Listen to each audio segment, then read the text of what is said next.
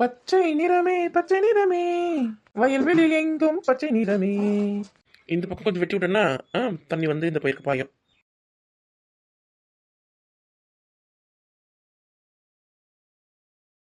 தண்ணி அப்படி திருப்பி விட்டுட்டு கத்திரிக்காய்க்கு வெண்டைக்காய்க்கெல்லாம் கொஞ்சம் வெட்டி விடணும். இந்த தடவை நல்லா காய் காய்ச்சிருக்குது. விவசாயம் நல்லா செழிப்பாக இருக்குது. நல்லா மழை பெஞ்சதுல தை பறந்துச்சு. நம்ம குலதெய்வம் கோயிலுக்கு போயிட்டு ஒரு பூச்சியை போட்டுடணும். வசந்தி அருணும் காலையிலேயே வர சொல்லிட்டு கத்திரிக்காய் இந்த வெண்டைக்காய்லாம் அறுத்து எடுத்துன்னு போயிட்டு சந்தையில் கொடுத்துடணும். ஆமாம், இன்னும் 2 நாள் விட்டா கூட நல்லா முத்தி போயிடலாம். பொங்கலுக்கு வாழைக்குழலாம் வெட்டி வித்தாச்சு. தங்கச்சிங்களுக்கு இன்னும் பொங்கல் பிடி கொடுக்கல.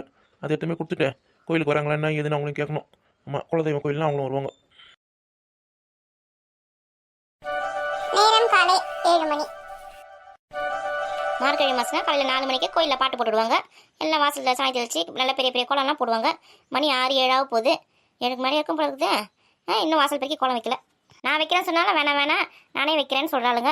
காலையில் எழுந்து செய்யலாம் இந்த வேலையை. சாணி மட்டும் தெளித்து பெருக்கி விட்டு வச்சுக்கிறா. கோலம் யார் போடுவாங்க தெரியல. இந்த மார்கழி மாதம் தான் கண்ணுக்கு குளிர்ச்சியாக நல்லா பெரிய பெரிய கோலமாக கலர் கலர் கோலமாக பார்க்க முடியுது. அவங்களுக்கு எப்போ தோணுது போடட்டும். தயிரை மூறாக்கியாச்சு. இன்றைக்கி என்ன கோலம் போடலாம்? ஸ்கூலுக்கு வர டைம் ஆச்சு, சிம்பிளாக போட்டுடலாம். ஏன்னா இதுதான் கோலம் போகிற டைம் அடியே. காலையிலேருந்து நடி பண்ணியிருந்தீங்க ஆத்தனை பொண்ணா? பாட்டி கோலம் மாவு காலி ஆயிடுச்சு பாட்டி. அதான் போய் கடையில் போயிட்டு வாங்கிட்டு வரேன். அதான் டைம் ஆகிப்போச்சு. ஏன் ஒரு மூட்டை கோலமாக வாங்கினீங்க என்ன பண்ணீங்க? திட்டிங்களேண்ணே. மார்கழி மாதம் பெரிய பெரிய கோலமாக போடுங்க, பெரிய பெரிய கோலமாக போடுங்க நீங்கள் தானே சொன்னீங்க. பெரிய பெரிய கோலமாக போட்டு ஒரு மூட்டை காலி ஆகிப்போச்சு ஒரு மாதத்துலேயே. என்னடி ஒரு மாதத்துக்கு ஒரு மூட்டை காலி ஆகிப்போச்சா? நானும் கோலமாக வாங்கினா 2 வருஷத்துக்கு வச்சு பண்ணி அந்த மூட்டையை ஒரே மாதத்தில் காலி பண்ணியிருக்கீங்க. பாட்டி ஒரு மூட்டை தான் வாங்கணும். அதில் அரை மூட்டை வந்து அம்மா வந்து கோயிலுக்கு கொடுத்துட்டாங்க, கோயிலில் கோலம் போகிறதுக்கு. மீதி அரை மூட்டை தான் வச்சுருந்தோம். அது கூட நம்ம பச்சரிசி மாவு மிக்ஸ் பண்ணி பெரிய பெரிய கோலமாக போட்டுன்னு இருந்தோமா. அதனால் கொஞ்சம் சீக்கிரமாக காலி ஆகிடுச்சு. சரி காலையில் எழுந்து புக்கெட்டு படிச்சியா இல்லையா? காலையில் 4 மணிக்கே எழுந்துட்டேன் பாட்டி. இவ்வளோ நேரம் படிச்சுன்னு இருந்தேன். அம்மா தான் கோலம் காலி ஆகிடுச்சு, போய் கடையில் போய் வாங்கினு சொன்னாங்க. அதான் வாங்கினேன். கோலம் போட்டுட்டு கிளம்பணும் ஸ்கூலுக்கு. என்னடி கோலம் போட்டுட்டு எண்ணெய் சீப்பை எடுத்துன்னு வாடி. ஏன்னா தலையை 2 ஜடை போட்டு விட்றேன். தலையை நேரமாக வச்சு போட்டு சுற்றின்னு இருப்பேன். பாட்டி நான் காலையில் தான் பாட்டி தலை குளித்தேன். தலை ஆறட்டும். முடியல வந்து ஈரம் இல்லாமல் இருந்தால் தான் சளி பிடிக்காது. சொல்கிற பிச்சே கேட்க மாட்டாங்கம்மா அந்த பசங்க. சரி கோலம் போட்டு கிளம்பு, ஸ்கூல் கிளம்பு, டைம் வச்சு பாரு. சரி பாட்டி. எனக்குலாம் இந்த வயசில் கூட தரையை தொடுத்து உட்காந்தா முடி. இவளுக்கு போய் எத்தனை உண்டு முடிப்பார். நல்லா சத்துள்ள சாப்பாடு சாப்பிட்டா தானே, எண்ணெய் நல்லா வச்சு 2 நாளைக்கு ஒரு வாட்டியே தலையில் எண்ணெய் வச்சு தலை வரனா தானே. எப்படி நாக்கு பூச்சி மாதிரி இருக்கிறாப்ப. முடியை விரிச்சு விட்டா அந்த முழங்காலுக்கு கீழே வரணும். அதுதான் நல்ல பொம்பளை பிள்ளைங்களுக்கு அழகாக இருக்கும். எத்தனை உண்டு முடி வச்சுன்னு காப்பார். நல்லா வந்து தேங்காய் எண்ணெய் செக்கில் ஆட்டின தேங்காய் எண்ணெய் வாங்கி வந்து தலையை விடணும். அப்போ நல்லா முடி விடணும். கூட கருவேப்பிலை, அப்புறம் அந்த செம்பருத்தி இலை, மருதனி இலை, நெல்லிக்காய் அதெல்லாம் போட்டு காய்ச்சி வச்சு அவளுக்கு தலையை விடணும். சூப்பராக கோலம் போட்டாச்சு. ஏண்டே கோலம் போட்டது போதண்டியே, எவ்வளோ நேரண்டியே? ஸ்கூல் டைம் ஆகலையே உனக்கு? அவ்வளோதான் பாட்டியே, முடிஞ்சிச்சு. அதுக்கப்புறம் மணி ஆகி போச்சு சொல்லிட்டு சாப்பிடாம கொள்ளாமல் ஓடுறதுக்கோசம் இப்போ வேலை பார்த்துனுக்குறேன். இந்த போகிறேன் பாட்டி. காலையில் எந்த காரணத்துக்கு கொண்டா பட்டினியாக போகக்கூடாது, புரிஞ்சுதா? காலையில் 2 இட்லியாக சாப்பிட்டு தான் போகணும். இல்லைன்னு வச்சுக்க அல்சர் தான் வரும். அல்சர் வந்துச்சுன்னா அவ்வளோதான், ஒன்றும் பண்ண முடியாது. படிக்க முடியாது, ஸ்கூலுக்கு போக முடியாது. வயிறு வலியில் தான் வீட்டில் உட்காந்து நடக்கணும். சரி பாட்டி சாப்பிட்றேன் பாட்டி. காலையில் சாப்பிடாம போய் தான் இப்படி நாக்கு பூச்சி மாதிரி இருக்கிற. நீங்கள் கொஞ்ச நேரம் அமைதியாகவே இருக்க மாட்டீங்களா பாட்டி? ஏன் பாட்டி கத்திட்டே இருக்கீங்க? ஆமாடி, உங்களுக்கு நல்லது கெட்டதில் சொல்கிறதுக்கு ஒரு ஆள் இருந்தால் கத்தினே தான் இருப்பாங்க. அவங்க பார்த்தா உங்களுக்கு கஷ்டமாக தான் இருக்கும். யாருமே இல்லைன்னா தான் தெரியும். சரி என்ன சாப்பிட சொல்கிறீங்களா? நீங்கள் சாப்பிட்டீங்களா? நான் ஒரு 10 மணிக்கா சாப்பிடுவேன். எனக்கு அவசரம், நான் வீட்டில் தானே இருக்கிறேன். நீ என்ன ஸ்கூலுக்கு போகிறேன், அதனால சீக்கிரமாக சாப்பிட்டு போகணும். நான் ஒரு 10 மணிக்கா தான் சாப்பிடுவேன். வீட்டில் இருக்குமோ இல்லை ஸ்கூலுக்கு போகிறோமோ இல்லை வேலைக்கு போகிறோமோ, வேலைக்கு கரெக்டாக சாப்பிட்ணும்ல. எங்களை மட்டும் சொல்கிறீங்களா? நீங்களும் ஆரோக்கியமாக இருக்கணும்ல, உங்களுக்கு வயசாகுதுல்ல. காலையில் நீங்களும் ஒரு 2 இட்லியாக சாப்பிடுங்க, புரிஞ்சுதா? 10 மணிக்கெலாம் ஒன்றும் சாப்பிட தேவையில்ல. நம்ம எதுனா ஒன்று சொன்னோன்னா திருப்பி நம்மளுக்கே சொல்கிறாளுங்கம்மா. ஆரோக்கியன்றது எல்லாருக்கும் முக்கியம். Okay okay. செல்ல பாட்டி. ஐஸ் வச்சதெல்லாம் போதும் போ, சீக்கிரம் கிளம்பு. உங்கள் அம்மா சொல்ல இட்லி சுட்டு இருக்காப்பாரு. போ, கார சட்னி வேறு அரைச்சி வச்சிருக்கா, சாப்பிடு. கார சட்னியா? உனக்கு ரொம்ப பிடிக்கும்ல, அதான் கார சட்னி அரைக்க சொன்னேன். போ சாப்பிடு போ. தேங்க்யூ என் செல்ல பாட்டி. சூடாக போய் சாப்பிடு. டைம் ஆச்சு தெரியலையே. இப்போ ஸ்பெஷல் கிளாஸ் ஆரம்பிக்குதுன்னு சொன்னாங்க. சீக்கிரமாக போகணும் ஸ்கூலுக்கு. இப்போ தான் பிறந்த மாதிரி இருக்கு. வளர்ந்துட்டேன், நல்லா பெருசாகவே வளர்ந்துட்டேன். பொம்பளை பிள்ளைங்களாம் சீக்கிரமாக வளர்ந்துட்டுங்க. வசந்தி, இந்த தயிரை மோராக்கிட்ட மாதிரி எடுத்துன்னு போ. இந்த வராத்த அத்தை, என்னங்க அத்தை, இதில் சாதம் இருக்குது, இதில் ஊற்றுங்க மோரில் உப்பு போட்டிங்களே?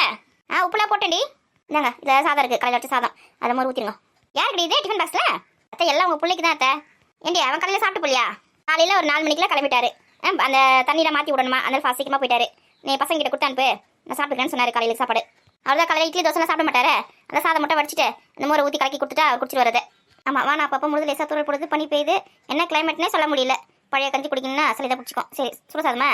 ஆமாம் அத்தை, அதனால தான் அத்தை சுட சாதம் வடிச்சு கொடுப்பேன். சுட சாதம் கூட ஆறிச்சு.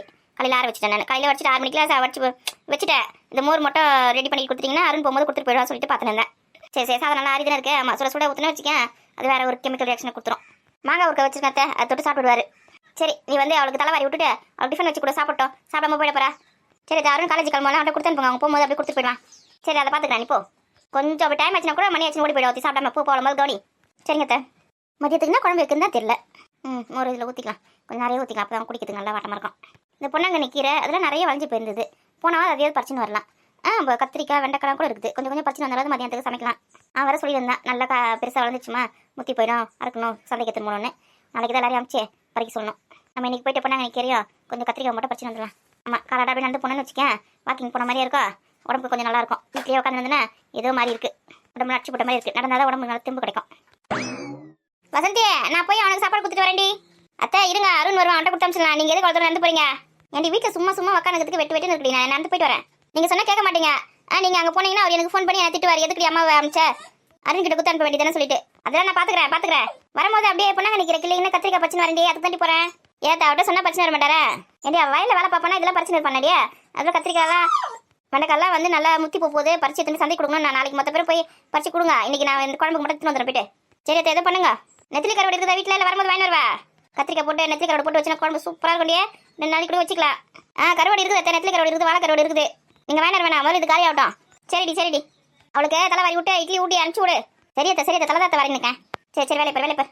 மோர் கரைஞ்ச கிண்ண இருக்குது, போய் தூள வை. வைக்கிறத வெயில் வரத்துக்கு முன்னே போயிட்டு வந்துடணும்.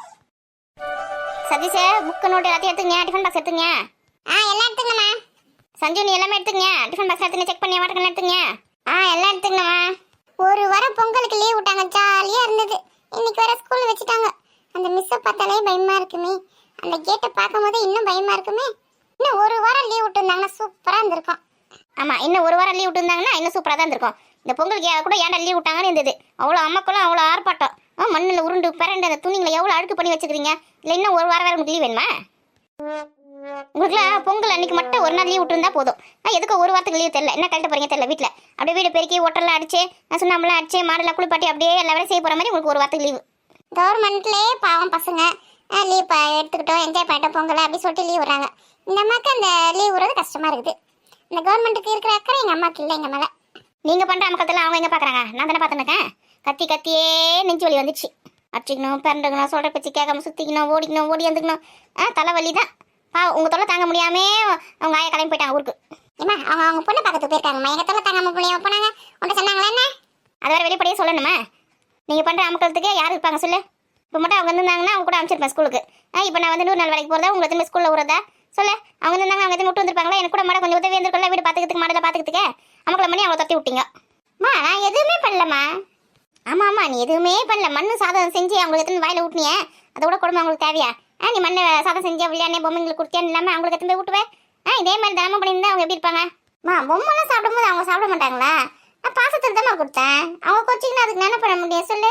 அவங்களுக்கு பிடிக்கலன்னு சொல்லியிருக்கணும். அதுக்கு மாதிரி ஊருக்கு கிளம்பி போவாங்க. உங்களை வச்சுருந்தா ஒன்றும் பண்ண முடியாது. என்னால் வாங்க, மணி ஆகுது.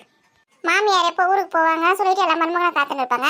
எங்கள் வீட்டில் தான் அதிசயமாக நடக்குது. மாமியார் ஊருக்கு போயிட்டாங்கன்னா இந்த மருமகள் கொலைப்பட்டு இருக்காங்க. இவன் பென்சில் மட்டும் வாங்கி கொடுமா போகும்போது. எனக்கு ரெட் கலர் பென் வேணுமா? இதெல்லாம் உங்கள் அப்பா கிட்ட கேட்டு வாங்கிக்கோங்க. என் கிட்டலாம் கேட்காதீங்க, என்கிட்ட காசு கிடையாது, வாங்கிக்க முடியாது. பென்சில் எல்லாம் எழுத முடியாதுமா, மிஸ் அடிப்பாங்கம்மா. மிஸ் அடிச்சா வாங்கி கொடுக்குற பென்சில்லாம் எங்கே போய் தொலைச்சிட்டு வரேன்? வாரத்துக்கு ஒரு பென்சில் வாங்கி கொடுத்துருப்பாங்களா உனக்கு? நான் பேகுக்குள்ளே தான் போடுறேன். அதுக்கப்புறம் வந்து வீட்டில் வந்து பார்த்தா இருக்கவே மாட்டேது. யார் தான் எடுக்கிறாங்கன்னு எனக்கு தெரிய மாட்டேங்குதுமா. அவ்வளோ பொறுப்பாக இருக்கிற நீ. பேக்கில் போகிற பென்சில் எங்கே போகுதுன்னு கூட தெரியாத அளவுக்கு பொறுப்பாக இருக்க. டேய், உனக்கு எதுக்கு ரெட் பெண்ணு? ப்ளூ பெண்ணில் தானே எழுதுவாங்க. ரெட் கலர் பெண் எதுக்கு உனக்கு? அதுவாம்மா, இப்போ வந்து நான் என்ன சொல்கிறது தெரியலையே. அது வந்துமா எங்கள் மேக்ஸ் மிஸ் இருக்காங்களா, காவியா மிஸ்ஸு. அவங்களுக்கு வந்து இன்னைக்கு பர்த்டே. அவங்களுக்கு வந்து நான் பெண்ணுக்கு வந்து கிஃப்டாக கொடுக்கலான்னு பார்க்குறேன். அதுக்கு தான் இப்போ ரெட் பெண் வேணும் இருக்கு. இது மிஸ்ஸுக்கு பர்த்டேவா? உனக்கு எப்படி தெரியும்? அவங்களுக்கு வந்து மாட்டு பொங்கல் அன்றைக்கி தான் பர்த்டே. ஆனால் அவங்க வந்து இப்போ லீவ் விட்டாங்களே, ஒரு வாரம் ஸ்கூல் லீவ் விட்டாங்களா, இன்னைக்கு வருவாங்களே. அவங்களுக்கு வந்து பர்த்டே விஷ் பண்ணி இன்னைக்கு நான் கொடுக்குறேன். அம்மாவுக்கு எனக்கு பர்த்டே, அப்பாவுக்கு எனக்கு பர்த்டே அதெல்லாம் தெரியாது. மிஸ்ஸுக்கு எனக்கு பர்த்டேன்னு தெரிஞ்சு வச்சுக்க. நல்லா தவா வாங்கிக்கிறவா. மிஸ்ஸுக்கு இந்த மாதிரி கிஃப்ட்லாம் கொடுத்து ஐஸ் வச்சு வச்சாதான் அடிக்க மாட்டாங்க, மார்க் எக்ஸ்ட்ரா போடுவாங்க. அதெல்லாம் தெரிய மாட்டேது இந்த அம்மாவுக்கு. அப்போதான் வந்து மிஸ் என்ன ஒரு கேள்வி கேட்டால் கூட நம்ம பதில் சொல்லும்போது நல்லா பாராட்டுவாங்க. சூப்பரா சதீஷ், எல்லாம் கிளாப் பண்ணுங்க சதீஷ்க்கு அப்படிலாம் சொல்லுவாங்க. அதெல்லாம் கூட நமக்கு தெரிய மாட்டேங்குது. ட்ரிக்ஸு. ரெட் கலர் பெண்ணு வாங்குறோம், மிஸ்ஸுக்கு கொடுக்குறோம், இன்னைக்கு எக்ஸாம் வைக்கிறோம். கிளாஸ்ல ஒரு பையனுக்கும் ஞாபகம் இருக்காது, எவனுமே கிஃப்ட் பண்ண மாட்டான். நம்ம தான் வேணும் மிஸ் வந்து கிளாப் பண்ண சொல்லுவாங்க எல்லாரையும். அப்போ வந்து வானத்துல பறக்கிற மாதிரி எவ்வளவு சந்தோஷமா இருக்கும் நமக்கு. மணி ஆச்சு, வாங்க வாங்க. ஏக்கா ஏக்கா, உங்ககிட்ட கத்துறது பத்தாது, நான் இதுகிட்ட வர கத்துறேன். ஒரு குரல் கொடுத்தா வராது வெளியில. நான் தான் பண்ணும்போது தெரியல, வீட்டுக்குள்ள பூந்துங்க. அதாவது ரோட்லயே உட்காந்து நடக்குது, காலையிலயும் சாயங்காலமும் ராத்திரி யார் போறாங்க யார் வராங்க, யார் எங்க போறாங்க, யார் நக்கல் போட கட்டின்னு போறாங்க, யார் கையில என்ன எடுத்துன்னு போறாங்க பார்த்துன்னு உட்காந்துக்குதுங்க ரோட்லயே. இது வீட்டுக்குள்ள பூந்து தான் வெளியிலேயே வரவே வராது. உலகமே மறந்து போய் வீட்டுக்குள்ள போச்சுன்னா. ஏன்டி கத்தின்னு இருக்க? ஏக்கா இவ்வளோ நேரம் நீ வீட்டில் இல்லையா? ஏண்டியா பசங்க காலேஜுக்கு பஸ்ல ஏற்றி விட்டு வரேன்டியே, ஏன்னா போட நீ பார்க்கலையா? நான் எங்க பார்த்தேன், வீட்டுக்குள்ளேயே வேலை சரியா இருந்தது எனக்கு. இந்த பசங்க எத்தனை ஸ்கூல்ல விட்டுட்டு வந்துருக்கா? ஏண்டியா உங்க வீட்டுக்கு அனுப்பலையா? நீ எங்கிட்டு போயிருக்கா? ஏக்கா அவர் வீடு காண்டாக்ட் எடுத்துருந்தார்ல பெயிண்ட் அடிக்கிற வேலைக்கு, அதனால முடிஞ்சு போச்சு. உங்களுக்கே முடிச்சிட்டாரு. அந்த வீடு இன்னைக்கு கிரக பிரவேசம், அதனால காலையிலே வர சொல்லிட்டாங்களா, அவர் அங்கே போயிட்டாரு. அங்கே இருந்த பூஜை கிச்சலாம் இருக்குதாப்பா, விருந்தெல்லாம் வைக்கிறாங்களா, அதெல்லாம் முடிஞ்சுட்டு வரத்துக்கு லேட் ஆகுமா, அதனால பசங்க நீ எத்தனை ஸ்கூலில் விட்டுட்டு அப்படின்னு சொல்லிட்டாரு. அதான் 2 பேரும் எத்தனை ஸ்கூலில் விட்டுட்டு அப்படின்னு நான் வேலைக்கு வந்துடுறேன். அந்த அரச மத்தடியில் தானே இந்த மீனை வந்து கையத்தில் வாங்க ஃபோட்டோ எடுப்பாங்க. ஆமா நீ கரெக்டாக 9 மணிக்கெல்லாம் வந்துடுறீ. அவ்வளோ இருக்கும் 8 மணிக்கே வர சொல்லி போடுது. 8 மணிக்கே பார்த்தா 9 மணிக்கு கரெக்டாக போகலாம். புரியுதா? ஊருக்கு முன்னாடி வசூல் வீட்டில் இருக்க வேலை ஏன் செய்யுது. சரிக்கா பசங்களை விட்டுட்டு அப்படியே வந்துடுறேன். நான் எனக்கு சாப்பிட எடுத்துன்னு வந்துடுறியா நீ? எடுத்துன்னு வந்துடுறேன்டி. பெரியம்மா ஸ்கூலுக்கு போயிட்டு வரேன் பெரியம்மா, பத்திரமா இருங்க வீட்டுல. சரிடா சரிடா, நான் பத்திரமா இருப்பேன். நீங்கள் 2 பேரும் பத்திரமா ஸ்கூலுக்கு போயிட்டு பத்திரமா வாங்க. நல்லா படிக்கணும், புரியுதா? டீச்சர் சொல்கிற பேச்சை கேட்கணும். சரி பெரியம்மா மிஸ் சொல்ற பேச்ச நான் கேட்பேன் நானு. சஞ்சு ஒழுங்கா திரும்ப சாப்பாடுலாம் ஒழுங்கா சாப்பிடணும். வேஸ்ட் பண்ணி திரும்ப எடுத்துன்னு வரக்கூடாது, புரிஞ்சுதா? சரி பெரியம்மா, எல்லாத்தையுமே சாப்பிட்டுடுவேன் நான், வேஸ்டே பண்ண மாட்டேன். சரி நீங்கள் ஸ்கூல் விட்டு வரும்போது பெரியம்மா வந்து உங்களுக்கு வந்து முறுக்கு செஞ்சு வைக்கிறேன். போயிட்டு வாங்க. முறுக்கா? Super super.